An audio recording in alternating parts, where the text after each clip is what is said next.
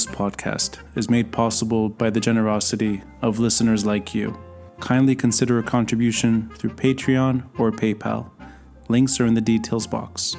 Patreon is a monthly subscription that you can cancel anytime, and PayPal is a one-time donation. Any amount is appreciated. And follow us on social media. We're on Facebook, Instagram, and Twitter, the handle, the Beirut Banyan. And you can find us on our YouTube channel with the same name, and you can start watching the episodes as they're released. Thank you for listening, and thank you for watching. I'm Ronnie Shatah, and this is the Beirut Banyan.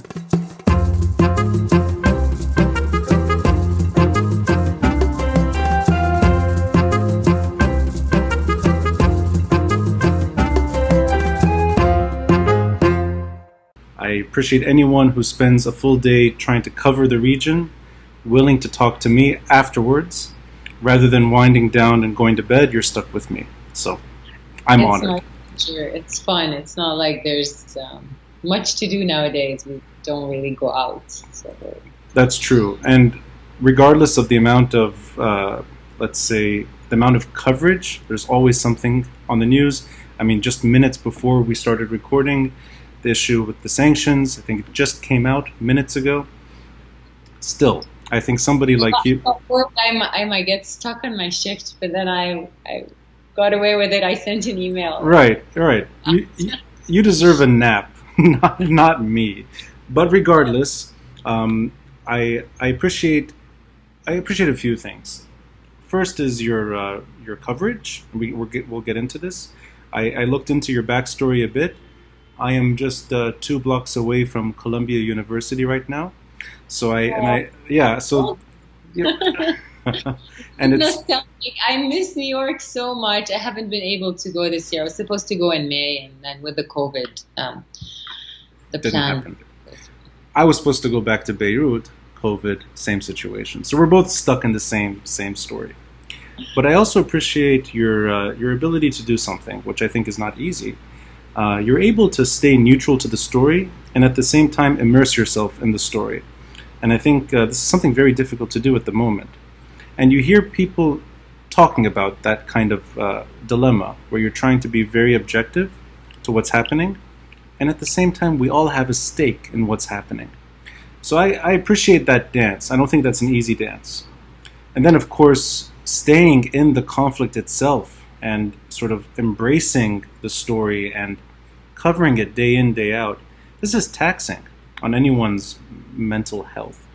So I appreciate anyone willing to do this for a career and sticking it out in Lebanon, and I think it's important. And you're one of the voices that I regularly turn to. So all the flattery aside, let's get into something that's maybe present at the moment, and then we can dive into your own personal story, and we can cover a lot of terrain. But let's start with what just happened, the sanctions. And I don't mean this as a sort of, I'm not going to ask you this as an economics expert or a financial expert, or for that matter, a U.S. State Department analyst. I mean it just in terms of where we are today, vis-a-vis maybe perhaps some international pressure on Lebanon, and in a way that's unusual. And it's almost, I think the story is maybe in flux a bit, and it's evolving, and at the same time, there are things that are happening that were probably very difficult to imagine before October 17 last year, and they're easier to imagine now. And that just, in its basic sort of sense, is it's not just Hezbollah, that there are other players now on the radar. And 2 names came up. I think it's Ali Hassan Khalil and second name, Feminist, right. So these 2 names that are perhaps allies, but they're not Hezbollah per se. So just maybe your immediate reaction to seeing that news bulletin, and whether or not it actually makes a difference in terms of where we are today in the whole shebang, the whole story, the protest movement, the post-blast sort of experience, everything. Does it actually make a difference at this point? First of all, this did not really come as a surprise. We knew that the U.S. was going to go after non-Hezbollah members of the political establishment and allies of Hezbollah. I think the two names are interesting. One could be a message to the speaker, Nabih Berri. The second is a first for the Marada party, which is a party from my hometown, Zgharta, who's pro-Hezbollah. But you should know that also Finianos has been depicted as someone who's super close to Hezbollah in the past. So picking his name from the Marada party came no surprise, and I don't think it's the Marada per se, it's really him, because he's played a role between Hezbollah and Marada, like the most important critical link between the two.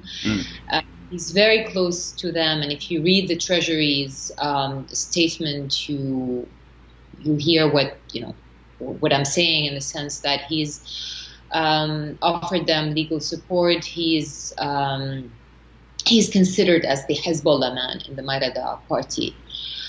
Now, I don't have any comments on the Treasury's statement accusations. So these they were sanctions because of corruption and because of support to Hezbollah. Of course, when you talk about corruption, the immediate question that comes to my mind: what about U.S. allies in Lebanon that are corrupted? Right? I mean, these are just two names from the political establishment against which the Lebanese took to the streets and are protesting and want out. I think the timing is interesting. Lebanon is at least the designated prime minister is about to form a new cabinet. The consultations are ongoing. I think it's very imminent, and the U.S. elections. And what worries me is what President Donald Trump is going to do from now until the elections in November, in terms of pressure against Iran, and what the cost will be for Lebanon. Your question is this going to change anything? This is a very big question, and I honestly don't know. Sanctioning two members of the political establishment who are affiliated to Hezbollah is not going to change that much. But this is the beginning. Additional international, specifically American pressure on Hezbollah, because we already have sanctions. And it maybe resonates what Macron was alluding to when he came to Lebanon the last time, and when he was asked about the international community's sanction in case the political leaders do not abide by a reform plan and do not really progress to get Lebanon out of the crisis.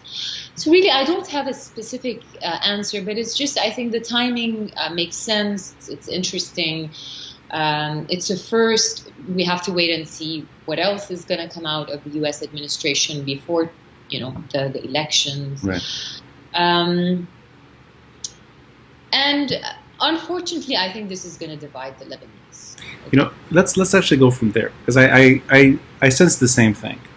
And just in terms of, well, you mentioned Macron, and that there may be a slight differing on policy, just at least vis-a-vis Hezbollah. That maybe the Americans and the French do not see eye to eye on how to sort of approach that subject. And for that matter, the Lebanese protesters, forget the state, forget the regime, people on the street, they don't see eye to eye necessarily on Hezbollah either.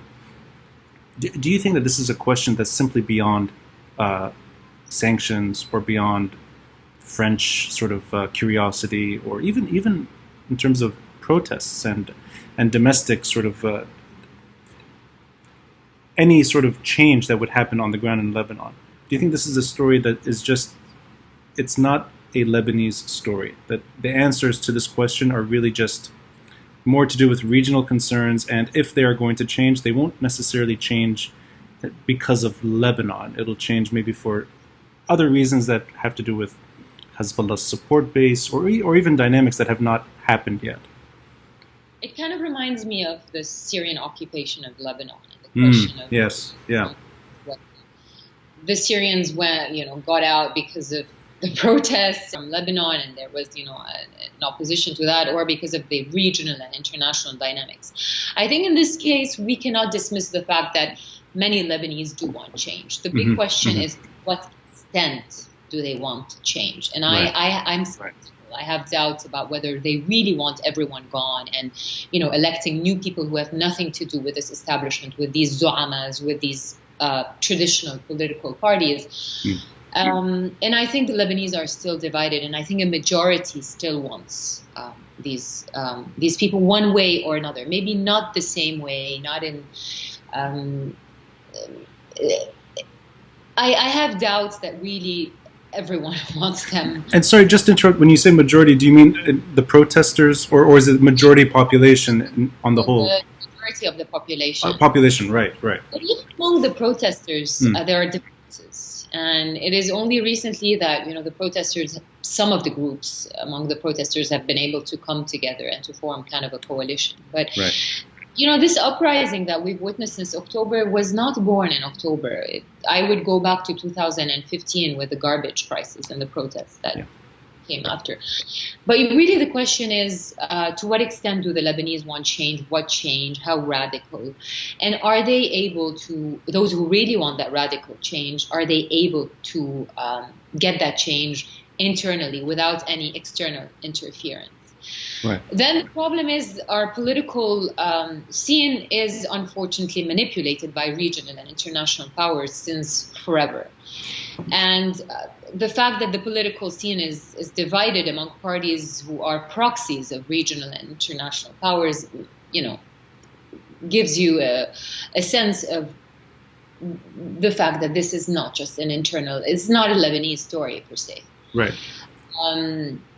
And whether it's the French or the U.S. or anyone else, there's something that is at stake that's more than Lebanon, in my opinion. And I think, for instance, yes, the French and the U.S. are not on the same level here. I even think the French got kind of a facilitation from the Iranians on their initiative. I think it started with the Security Council. The French voted against, the renewed sanctions against Iran. I don't want to go into details, but it's not a pure Lebanese story, unfortunately, and it never was, Ronnie. It never was. Sorry, go ahead.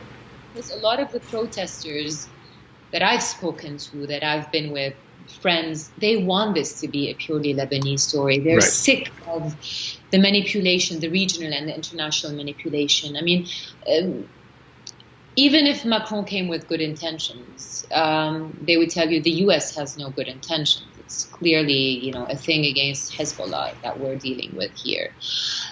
Or some people would bring up, the colonial past of Lebanon and the French or other countries wanting to reproject their power into Lebanon. So, I won't bore you too much on this issue, but I think it's something that's worth exploring. And you mentioned that, yes, and I myself was in Beirut until January. So I've been in New York since the beginning of this year, and I was lucky to witness that sort of the initial phase of the protest movement, especially the initial weeks, which were very optimistic and very hopeful. And I agree with you in that sentiment that, in my eyes, the average protester was really not concerned one bit with international curiosity, or even that matter, an international rescue package, or any involvement from outside, that this was a very domestic moment. And it was a healthy expression on the ground. But I also, and I'm hearing you say this in several ways, that the answers are not in Lebanon, despite the best efforts of the average protester, that the real answers to long-term stability, unfortunately, go beyond Lebanon's borders. And I'm just curious, from your own experience, and maybe in two things: in covering events, and perhaps you yourself living through these events, is there any room for reform? And I mean it in terms of the most basic issues. And you hinted at 2015 with the trash crisis. Is there any ability to reform the state so long as these bigger questions are left unanswered? And I mean this in a almost, I don't want to sound too naive here, but I actually mean it in terms of, can we get to the baby steps without getting into the bigger issues And can we avoid the bigger issues and sort of wait for things to change long term? I think we can. Yes. You can. Okay. Yeah. Corruption is the big problem in Lebanon that has nothing to do with Hezbollah per se or regional power, powers and politics. I think corruption is rampant in every political party and leader that has taken part and is part of this political establishment. And I think if there's the political willingness from the current leaders and political parties to reform, then yeah, we can, and I think it's urgent. We cannot wait for the big issues to be resolved, because Lebanon is witnessing an unprecedented economic crisis and it's spiraling down day after day. It's collapsing. So I think it's dangerous to wait for the bigger questions to be resolved. But who's gonna lead these reforms, right?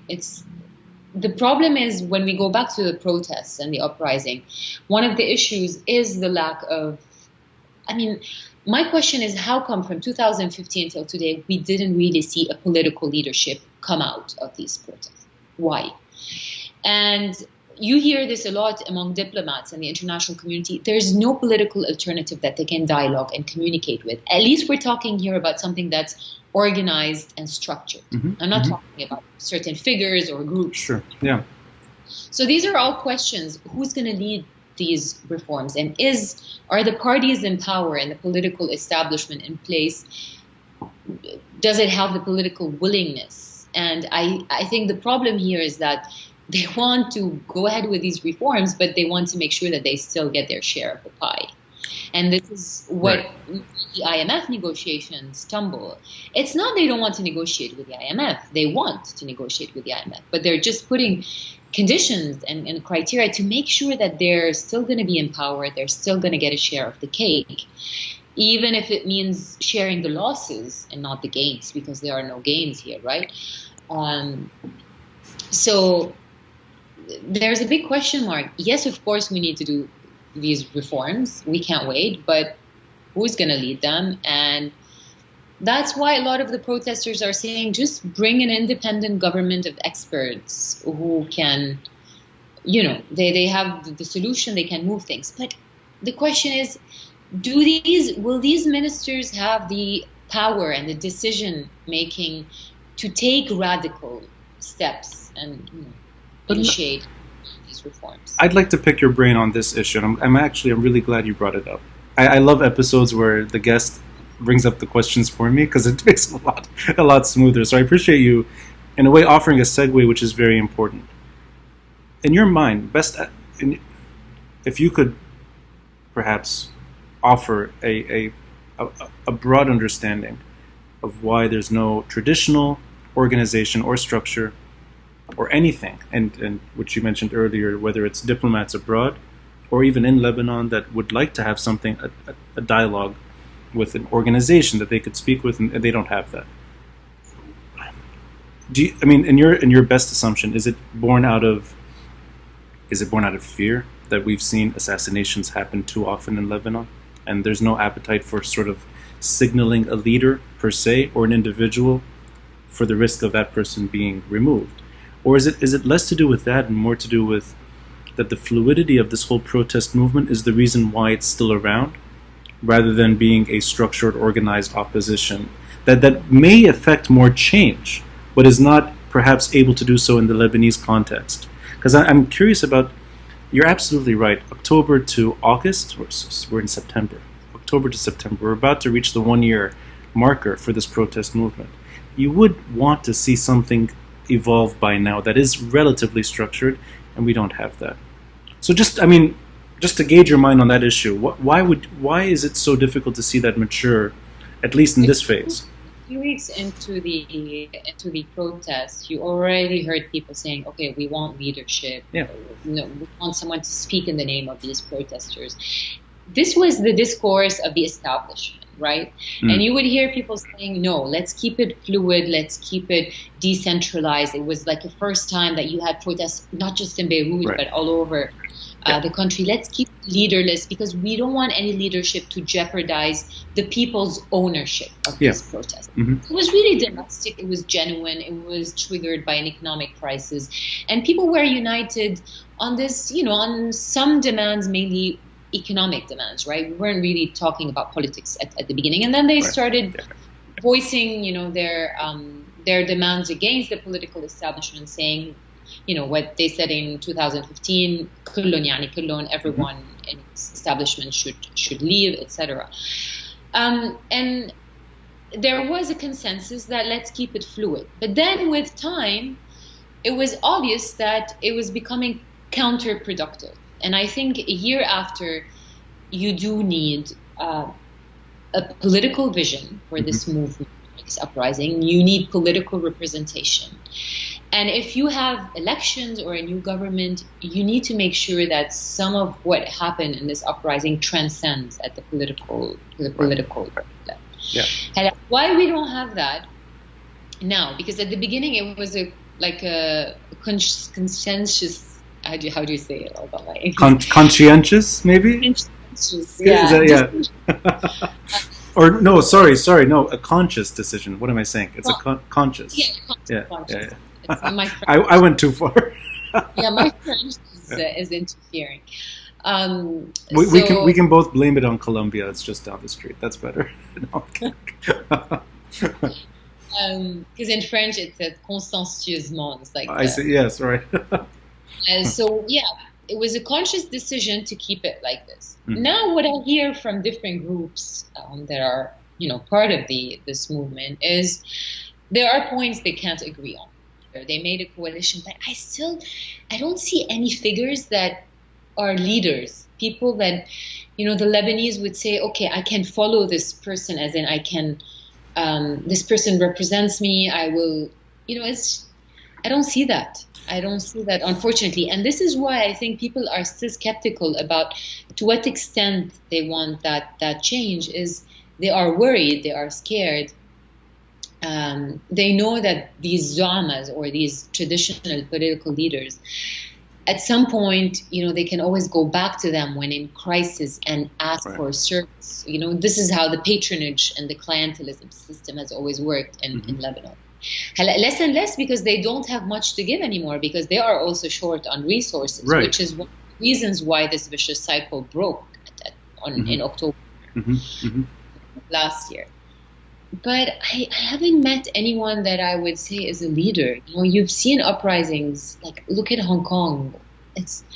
There were figures that naturally came out, and even now in Belarus. I was just going to say, and I think she's been kidnapped or she's been held by. There's who was Lithuania. Right. Yeah. And the other, and they're women, and they're not really leaders. I'm not sure. I'm really not sure. Your question is important. Are they scared? Haven't heard that, to be honest. And I don't know. I don't know if it's the Lebanese. There's like a general feeling of helplessness. I don't know. But I want to get one step further in this question, because I really appreciate your perspective here, because you're offering in a way a reality, which is this is a precondition to political authority, or at least taking the street protest power into perhaps parliament one day, or just in terms of state behavior, that you would want to translate this somehow. And you're also saying that it just hasn't happened. And I offered the analogy with the assassinations because that to me could perhaps be something that people don't want to. They've seen sort of damage done when visible names emerged, and I always sense that could be a background subject that's not really discussed thoroughly, and we never really sort of got into that as a nation, if you will. It was not. They were just recurring, and then they stopped. And the other side of the story, which you describe, is that there is some pettiness involved. Sure, and there is bickering at a level that you would not want to see. But that to me does not necessarily mean that this should not organize regardless. That you could have the pettiness on one side, you could also have the natural evolution on the other. And I'm with you on this all the way, that I don't know why it's so difficult to make this happen, unless it's that perhaps most protesters, forget regime supporters, most protesters are not there yet. That maybe they're not able to see what a different Lebanon looks like yet.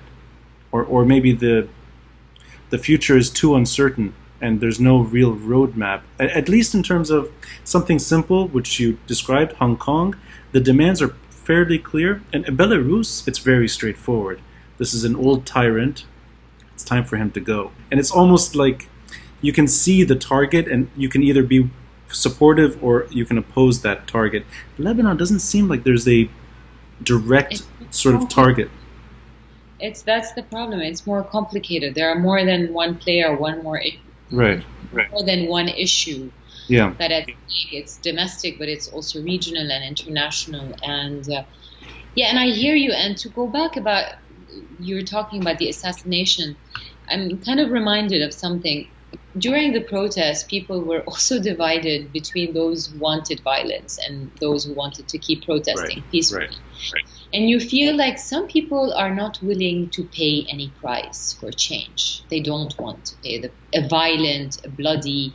And I don't talk about a revolution, to be honest, Ronnie. I don't think we've had a revolution. That's why I call it an uprising.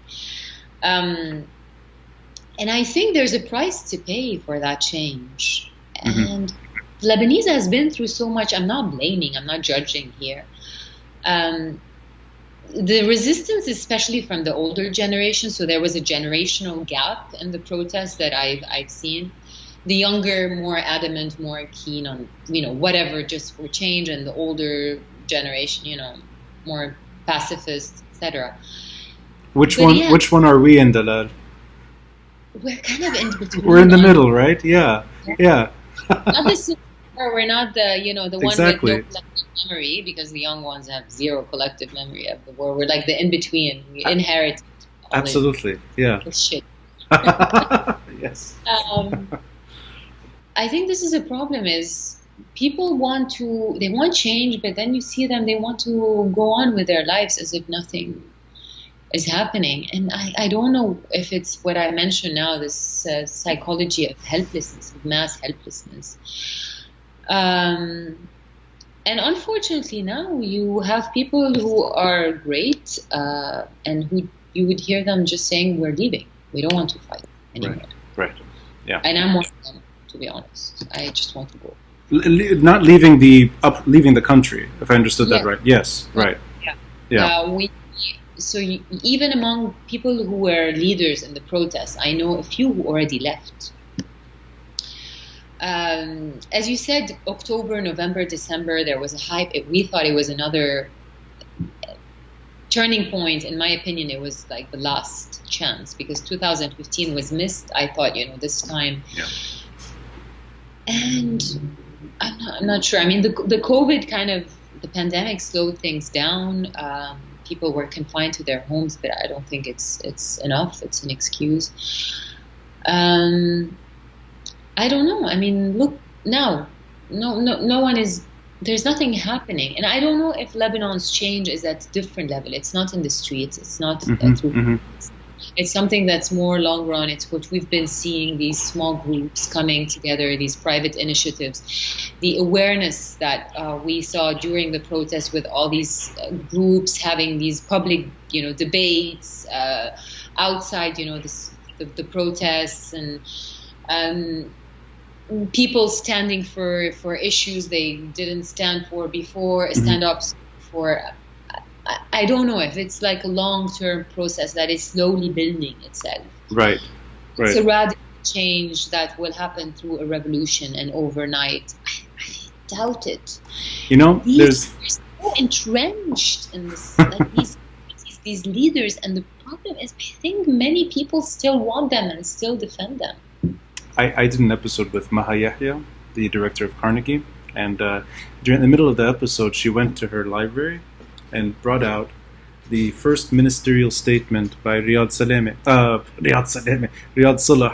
1943, and it's the first statement from this government, it's independence, and he's calling on the need to remove sectarianism from the country.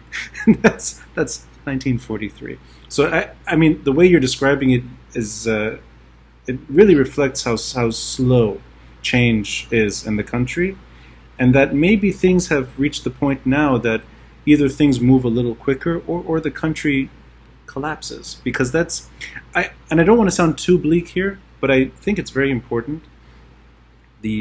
All the small and painful moments that led to October 17, all of them, and from the silly WhatsApp tax to the fires burning in the mountains to the lira beginning to wobble, and just the general condition of the country then, that led to such a big outburst of expression. Yeah. But the blasts, August 4, and then really that there's no consequence to that kind of horrible tragedy. I mean, I can't think of a moment where if things were going to change, that, I mean, it would just have to be after the blast. That there's just, that's the apocalypse. It was the apocalypse of the corruption and the mismanagement. There can be more. And something very simple, although it's not simple in the Lebanese context, but I think it is still simple, that you would expect the president to be either forced out or to resign. But that didn't happen.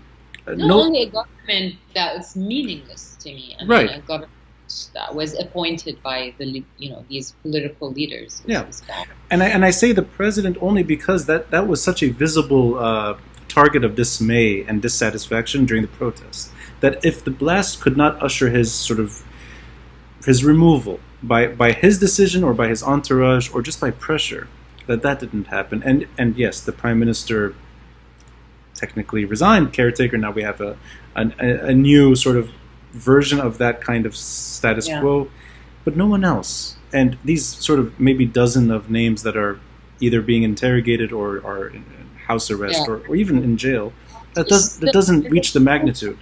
No, it's not usually. Yeah. But can I ask you though, in that sense, and now we're a month and 4 days from the blasts, do you think of this as also perhaps it goes beyond just protests and change and these things, that this is something so deeply embedded in the Lebanese story that even when tragedy hits our homes and destroys our own homes and injures and kills people in their homes, that maybe this kind of change is not possible?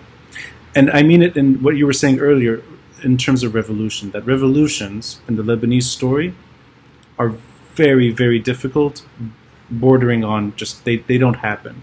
But this is not a country that you can see something like Belarus or Hong Kong, that kind of change. That this just doesn't happen in Lebanon. Listen, before the explosion, I mean, for the past few years, I've become, working as a journalist on the field in Lebanon, I've become so cynical, so cynical. I mean, even as a journalist, I felt like, my career was becoming redundant, is working on the same issues again and again and not seeing any change whatsoever on these topics or issues that you work on.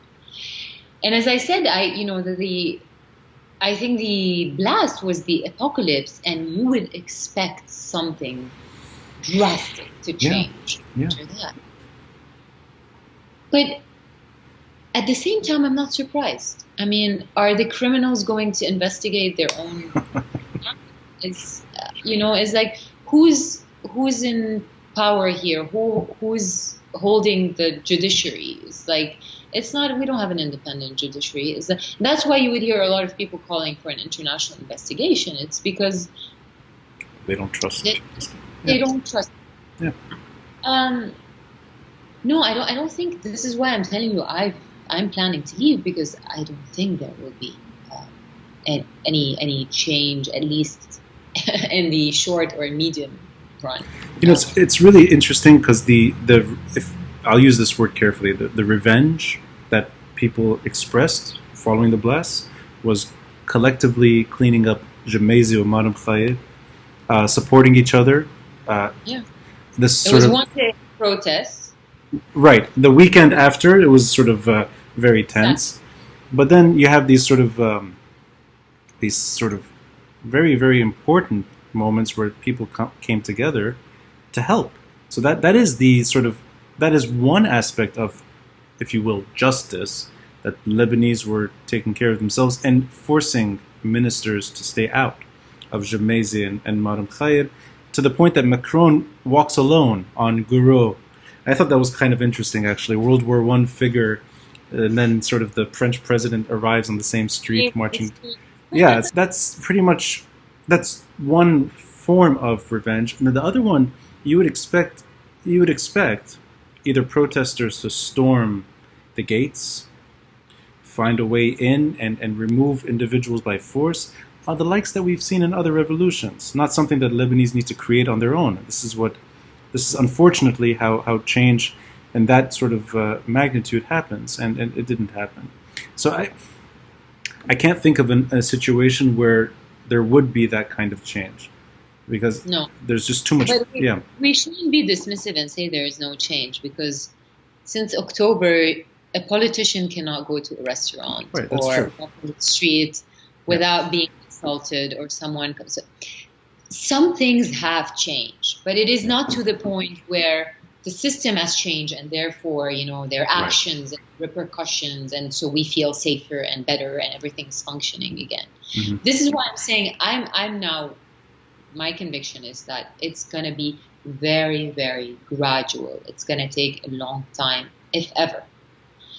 But a revolution, I mean, if this blast did not trigger something drastic, what is it gonna take, right? It's just, and I don't see the people coming. I don't see people coming together. I think it was beautiful and everything, but I didn't see it as a form of justice. It's interesting that you call that. I think it's people were grieving together. I saw this as mass grief. It's like finding comfort in each other because there's no one else, and we're like, it's like these children who have no parents to take care of them, so they just let the siblings take care of each other all their life because they have no adults to take care of them. And I'm amazed, and I think it hurts me even more to see people coming together through these initiatives and cleaning the streets and rebuilding, because it shows what great people we are. Yeah, and absolutely. it's this reality that we are in. Yeah. It's unfair. I think the feeling, what bothers me every morning when I wake up, is this feeling of really injustice and helplessness. I think I'm glad you corrected me on this. I meant injustice, and that in trying to heal wounds that without having. Yeah, we're grieving together. Yeah, without having proper justice. In other words, this is the absence of accountability and responsibility. And you can't, I don't think, this is not from today, it's from the Civil War as well. You cannot heal without justice. Yeah, that's true. And Absolutely. I don't think we've ever healed from our traumas because of that. And you can just name them, tens of traumas that we've been through in our modern history. Yeah. There's mass trauma that the Lebanese are going through now, and they're trying to heal, but I don't think they're going to be healing, because one of the conditions for healing from trauma, because I have a form of PTSD and I've looked through this, is feeling safe and restoring your sense of safety in the environment that you live in, mm-hmm. and restoring trust in the people around you. Do you think Lebanese feel safe today after the blast? Do you think we trust the people around us? How are we supposed to heal? And this is why my answer to all of the traumas I've lived through is just leaving, because I know I need to get out of here to be able to heal from my traumas. I'd like to ask you, and you say as much as you'd like about this, because I know it's a personal decision, and I'm just curious in that it seems like your own personal tipping point was crossed. When you say leaving, and everyone has their own sort of version of this. I think people sort of detach for a while if they can, then they come back. I've been doing this for years now. There's others that literally desperate to leave and never come back, and they turn away completely and they sort of start over. What does it mean to you in terms of, letting go of Lebanon now, at least in your own sort of immediate life, and what? And I'm trying not to make it sort of too personal, because I sense that this could it could be born out of painful reckoning. So yeah, how do you see your own sort of story here, at least in terms of letting go right now of Lebanon? Yeah, so I think what I just mentioned, part of it is letting go to be able to heal, because I don't think this country is giving us the opportunity to heal, because it's one trauma after the other. It just doesn't. Yeah. I think it's leaving to a safer place. I have a child where my child can also thrive and be safe. I go through this guilt trip every day of not being able to protect her. And usually parents worry about protecting their children in general in a safe, civilized, functioning country. So just imagine in Lebanon, especially, the feeling of, helplessness, and I can't protect my own child. I don't know if she can survive tomorrow, because this country is just mad. So I'm also I want to go for her. And to me, it's not letting go forever. It's not, It's not when you break up with someone and that's it. It's a toxic relationship. It's not a healthy one. No, I'm kidding.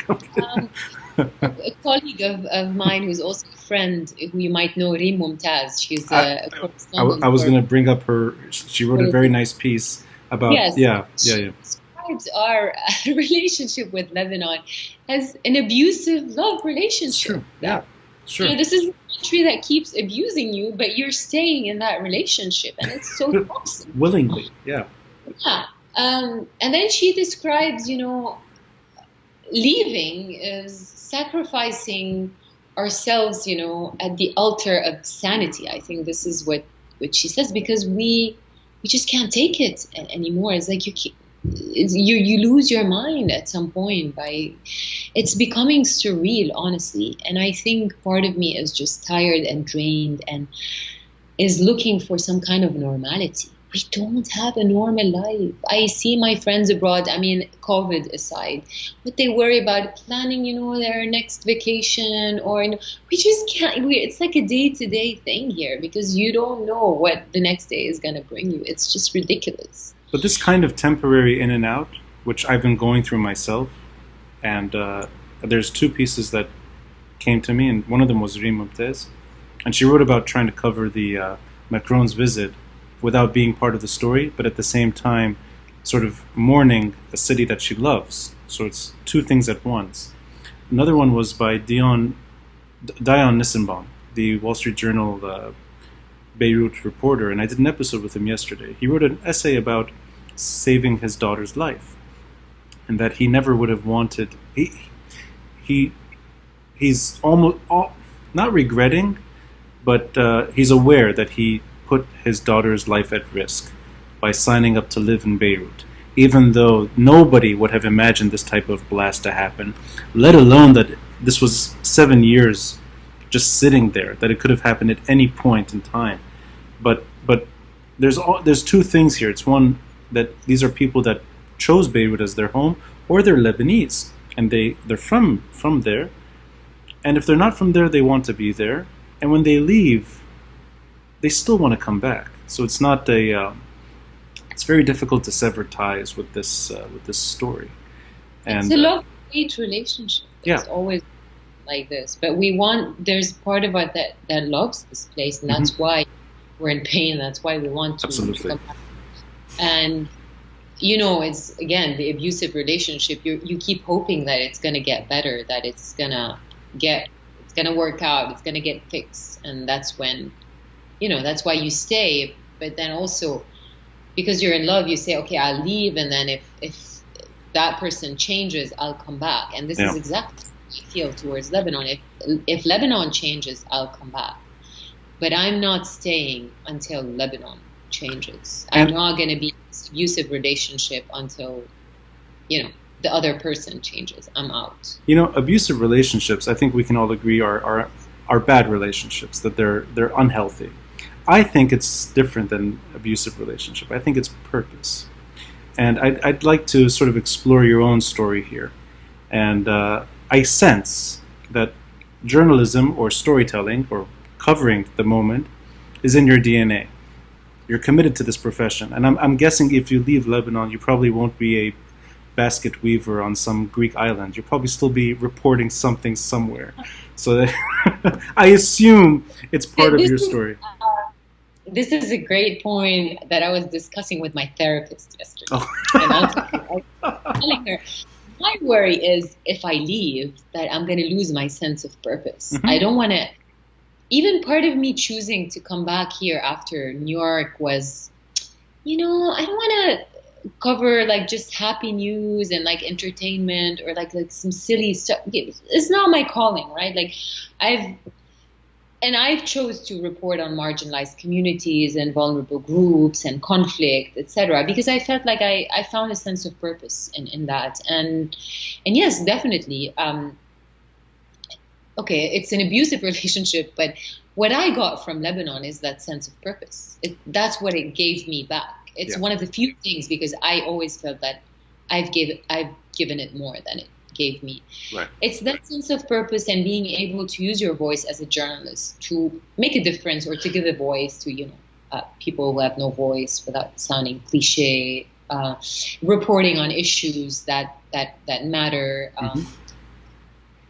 And so, yes, I totally agree. It's this passion I have to report and tell the stories of other people who need their stories to be told. And if you check my work, most of my work is not politics or security, or it's really, I've been covering like underreported communities and marginalized groups.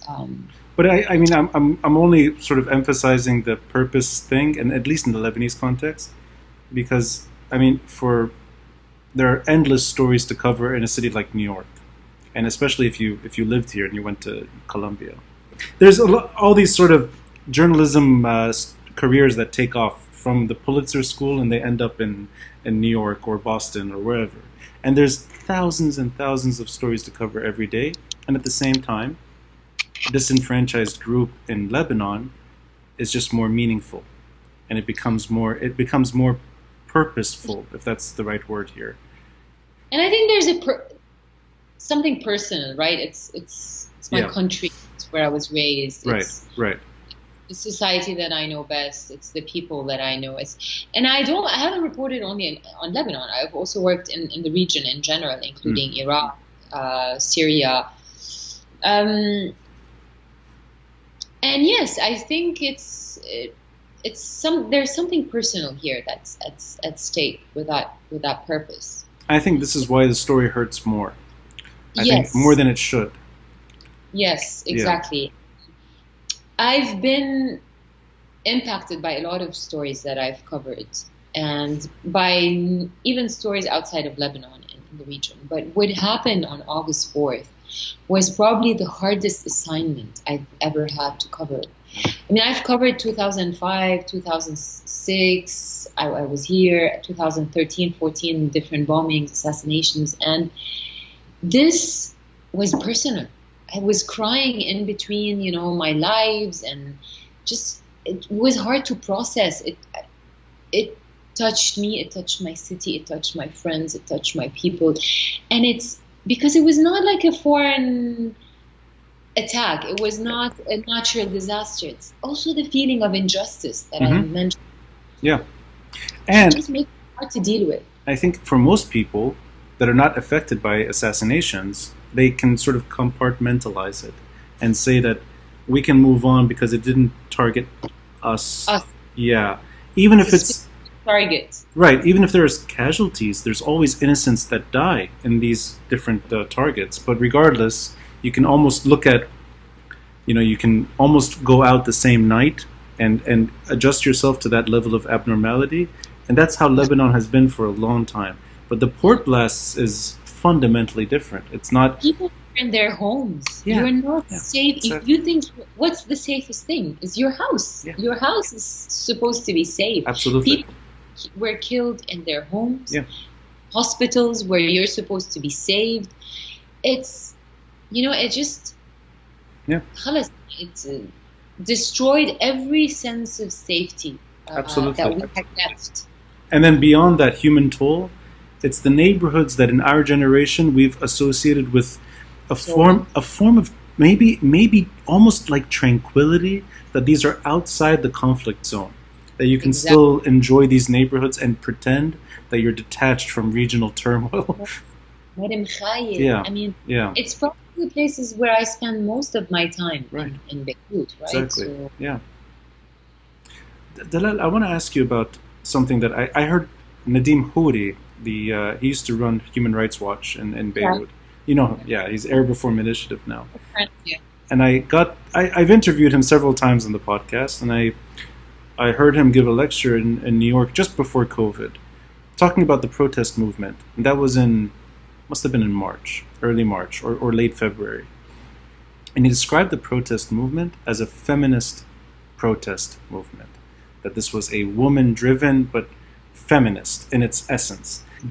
The power of women in this moment in time, and talking about the positive change that has happened, even if it's small but it's meaningful. Do you think that this is one of those very meaningful consequences, let's say, of the protest movement, of the uprising? And that's something that you can't change. That this is you don't go back from this. That women are front and center, at least when it comes to political change. Not in the traditional sense that women have always been front and center, regardless. But just in terms of street movement, political authority, and that kind of change. Is that something did that resonate with you? It does. I think two things that are distinctive in this protest is it's youth-led and women-led. I also think the participation of the youth was something. I mean, we're talking here about kids who are still in school now. I'm not talking about university. Right, yeah. Yeah. The women, definitely. They were at the forefront. And I do believe in the power of women to bring people together in very creative ways. There was a brilliant protest in March. I don't know if you remember that, with the pots. Yeah, of course. Yes, yeah. This is led by women activists. And there were many women leaders in the protest, and I can name a few, and they are part of leading groups now, and they've been speaking on behalf of the protests. And I think that's been building up since 2015 as well, but now more than ever. That's a change, of course. Even physically, the women were present in the protests in terms of being, using their bodies as a shield. To protect the other protesters in front of the riot police, participating in the violence. And I think this is big because this is a physical attribute that's usually given to men. Even that sort of kickbox against the security guard back in October, that was a woman. That was October 17. It's this woman who stood up to one of the bodyguards of a member of parliament and kicked him with with her leg. But even after, really, we have tons of pictures at the AP of women at the forefront of these protests with sit-ins, and because there's this perception that, the riot police and the security officers are not going to be very violent with the women. At least that's what women thought at the beginning. So they were the shield. But you would be surprised. Yeah, violence was used against women as well to break the protests. The problem is, yes, okay, this is something that we've seen, the protests. How is it going to be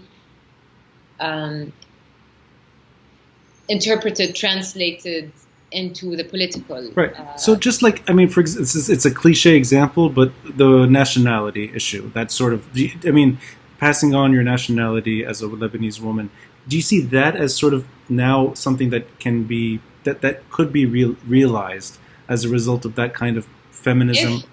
If enough women who are really believers in women's rights and enough men enough feminists and get to parliament in the next elections. This parliament is not going to vote for that. And unfortunately, it's being politicized. The whole issue is being politicized. It's not being tackled from a human rights and a women's rights perspective. So that, and what we've seen in the cabinet, the number of ministers was a bit higher than usual, but still not enough. And I'm not sure they're still being appointed by men, right? Hey, this happens every episode. Yes, of course. Of course. But you still have internet. That's the most important thing. I predicted that this was going to happen, so I connected to my hotspot. Thank you. But I think it fits the story. Hey, there we go. It's unbelievable that my kid has to go through this, and I went through this ever since I was her age. So let's use, just using this sort of generation as an example. You're referring to several things. One of them is an abusive relationship. You're also able to see that, yes, it takes enough feminists, enough men to be on board with that kind of change. And at the same time, the current lineup, the current arrangement doesn't really allow for that kind of change. What would it take for you to be at least optimistic for your daughter, long term, to live in a Lebanon that you perhaps wished you lived in, and now you're on your way out? And I guess what I'm asking is, what would it take for the abusive partner to do for you, and for you to maybe encourage your daughter one day to reconsider Lebanon as home? Is there something that you could point at? Even if it's something simple like elections, that you need to have elections that are meaningful, or a judiciary that's independent, or just something that you can sort of say that is a starting point. And then we can kind of maybe one day reach the... So you want this starting point, not the ambition, not the big picture. Assuming that everything we said today is fairly true, that things are very slow regardless, even in the best of circumstances? I wouldn't come back if there are fair elections with a fair electoral law, and I would need to see, who's going to get elected, what work is going to be done, what laws will be, passed and approved, etc. I think, to me, it's really knowing that you're safe. You're not going to get... Your partner is not going to abuse you physically, nor psychologically, in terms of getting your rights. And especially, she's a girl. She's going to be a woman.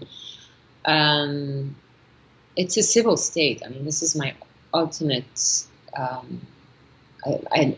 we live in a country where citizens don't have equal rights. It's unfortunately. So you would want to see some serious structural changes before sort of reconsidering this decision. Yeah. Yeah. When you say civil state, that's the ultimate structural change, right? Because we're not near that. Although we could, because it's kind of part of our constitution and our declaration ministerial declaration since 1943. So yeah, the confessionalism is a problem. I think but listen, basic things that annoy me on a daily basis, like traffic, pollution, the economic crisis, green spaces, a clean public beach. Oh, you're asking for too much here. What are you talking? What are you talking about? A clean beach? Clean water and power 24 hours 7. That means Lebanon has changed. Okay. I'm happy so if I want to, I hope I understand this right. So these are to get water and power. It's not gonna come like this. It's right. So in other words, if there is 24/7 electricity and if you can drink from the tap, we're kind of going back to the way things were maybe in the late 1950s, early 1960s. For that kind of situation to reemerge, it means that most of the structural problems have been fixed. then it's a safe I bet. think for these problems to be fixed, you need to fix the structural problems. I think the system itself is the problem. Right. I'm not Yeah. talking about outside. I'm not talking regional conflict and stuff and Hezbollah. Right. I'm talking Right. Yeah. Terkiba, the structure Yeah. itself that has, I think, is an obstacle to reform and to change. Yeah.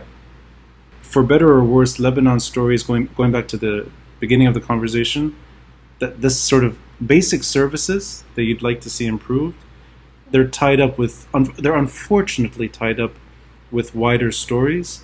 Whether it's sort of holding people to account domestically, or for that matter, trying to tackle regional issues that would once and for all end Lebanon's repeated sort of phases of chaos and violence. And I mean, I want to also have a child one day that grows up in a Lebanon that they would want to live in and feel safe. And I just want to wrap it up with something that kind of wraps all of these things up together. And I'm going to share with you my side of the story, and I'd like to hear yours. You were in Beirut during the blasts, so I'm assuming you probably heard the blast, or you're not. Oh, I heard the blast. Yeah. I thought there was an airstrike on my house or something.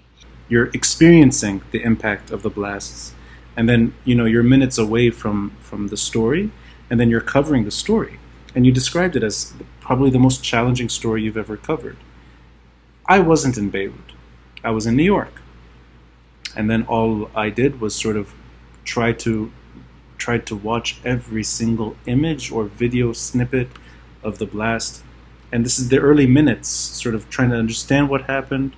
There was a lot of speculation all over the place. But then sort of 24 hours later, I'm still trying to watch every single image, read every tweet, every station that I have access to. Days go by, that's all I'm thinking about. And I know it's a moment of extreme pain and agony and suffering, and I really wish I was there. I really wish I was there. And to me, this is a form of, this could be illogical. Only one person said something to the contrary that made me think twice. They're like, yeah, but I think loved ones are happy you're not there. Exactly. But I, that's the only moment that I sort of thought twice, but for my own reasons, really wish I was there. And I felt like I was stuck in a situation where all I could do was try to raise money on this podcast, donations, do what I can from abroad, but still, it's not satisfying one bit. I really wish I was there. You are leaving, and you may not be in Beirut the next time something. It probably won't be like this. This is probably something that we will only experience once in our lifetime, hopefully. But there will be tragedy around the corner in Beirut, and you won't be in Lebanon. Do you feel any sort of hesitation that you would be away from the story that matters most to you, even when you're providing something that's safer for your daughter, and not just her, safer for you too? And sort of the stability that you were describing earlier, friends are talking about things that perhaps matter more at a certain age, and a fairly tranquil life that's not sort of, you're not going to be in trauma's way all the time. Do you hesitate at that? Thinking that I wish I was there to cover that story? Or has that moment passed for you? That now you don't want to be in Lebanon when something of immense pain and tragedy happens? Listen, this is home. It will always be home. If I'm going to leave, I'm definitely going to be torn. I'm leaving behind a life, a career, people that I love. My whole family is going to be here. My parents are aging. No, I'm definitely going to be in your shoes. I'm definitely going to be if something happens and I'm not there to witness it, to be part of it. First, as a Lebanese, before being a journalist, because this is home, and I will always love home. I will always love Beirut, and of course, I understand what you've been through. It would pain me so much to see, my country suffering, and I'm not there. I can't do anything. I think part of what you felt is a lot of helplessness. and just grieving from a distance is hard because you're alone. My comfort was grieving with other fellow Lebanese. It's right. part of processing my trauma was writing these stories and reporting. It helped me as much as it traumatized me. It helped me, to be honest. And I had a sense of purpose. People were helping removing the rubble. I was telling the world what was happening. I was, giving Lebanese a voice. I felt useful to my own country, and I'm definitely going to be torn, and it's going to be painful that if something ever happens again, and I do not wish that. Sure. But it's not an easy decision, Ronnie, really. Yeah. I wish it was easy. I wish you can just leave everything behind and just, start over again. And, no, you can't. Something's always going to pull you back. The goal would be to have a functioning Lebanon that treats its citizens with some respect. And I think that would solve a lot of our problems once and for all. And I've realized that I don't have red lines. I used to tell myself years and years ago that if something were to happen to me in terms of my immediate life, that then I would consider maybe detaching for good. I tried that. I tried several years of not setting foot in Lebanon. This is actually at the time that you were reporting on the assassinations. I left for 4 years. I didn't come back for 4 years. Something personal happened. You lost your own father. This is the most personal thing that... Absolutely. But yes. And then showing just how difficult it is to detach for good. 4 years later, I was living in Beirut again, giving my history tour, doing what I love doing, and almost sort of, you realize there's nothing that can keep you away from this country, that there's no red lines. And then something tragic like the port blasts happen, and my heart, all my emotions are there. They're not in New York, they're nowhere else, they're there. And I think that's the story maybe of generations of Lebanese that have faced a similar dilemma. I hope your daughter doesn't have to have that kind of life, because I think if any generation, it should be ours that kind of finds the way forward. And I don't know. I don't want this to be the recurring nightmare for future generations. But to end it on a positive note, I look forward to your stories wherever you are on planet Earth. And I really appreciate the time you've given me to explore your mind. And I think the Lebanese story is in us no matter what we do. And if you end up becoming some like acoustic guitar player with a hat on some street corner, I'll grab you and your daughter and your family. I'll say, no, I think we need to go back. This is not that's not the career that we were talking about. It's not going to happen. I'm always going to use my voice as a journalist to, report on stories that matter to me. It doesn't have to be Lebanon per se. Lebanon will always matter as a story, but no, I don't see my life. You're so fed up. You're like, I just want to be on a bar, just like giving people drinks and just go. But, after a month or two, I'm going to be bored and I'm going to be like, that's not my calling. And I'll be back to what I do. I'll wager with you, after an hour, you would say, yeah, it's like, I wish I was back. Dalal, thank you so much for your time, and good luck wherever life takes you. I really appreciate it. It was a pleasure.